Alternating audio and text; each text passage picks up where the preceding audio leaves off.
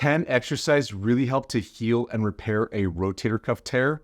Yes, it absolutely can. We help people heal their rotator cuff tears all the time here in our clinic and through our programs online. It's just a matter of taking tension off the rotator cuff tendons to let them heal, then correcting the underlying root muscle imbalances so that the pressures are evenly distributed throughout the entire neck and arm, and then strengthening the entire system so that you're protecting from injuries again in the future. The medical field at large pushes people with rotator cuff tears into treatment that focuses on using medications, injections, and surgery. But there's new research that's come out within the past 10 years that shows that surgery is about the same in effectiveness as non-surgical treatment. And we all know that medications and injections, which are medications that are just injected in, are just temporary Band-Aid solutions to take the pain away, but they don't actually heal the rotator cuff tendons. What you need to realize is that most healthcare professionals don't keep up with medical research. And schools tend to focus on teaching the healthcare professionals to not injure their patients,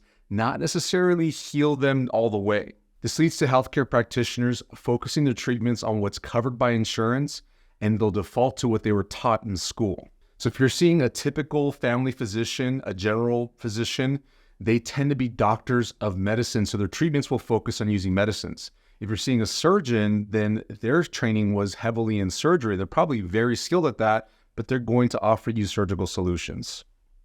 If you're seeing a physical therapist, their training is usually in helping people after having had a rotator cuff repair surgery. So when they're given a patient who is trying to avoid surgery, they usually default to exercises that they know for people that have already had surgery, and they don't always help people that are trying to avoid a rotator cuff surgery. And if that treatment doesn't work, they're often sending those patients back to the surgeon to see what surgery options they have for them. Make sure you get the right guidance from the right specialist to help you properly avoid having rotator cuff surgery so that you can get back to doing all the things you love to do confidently, making sure your shoulder does not hurt again. Hey, if you're looking for more help with rotator cuff problems, be sure to check out all our YouTube videos about rotator cuff problems. Down in the description below, you'll find the link to that playlist. We also have a program called the Rotator Cuff Tear Recovery Program, and there's a link to that in the description below near that playlist link too. Hey, if this video was helpful for you, please give us a thumbs up, and don't forget to subscribe and turn on our notification bell so that you don't miss out on any of the helpful videos that we post each and every week. And please share this with somebody you think needs to see this. Thanks so much for watching. I'll see you in the next video. Bye-bye.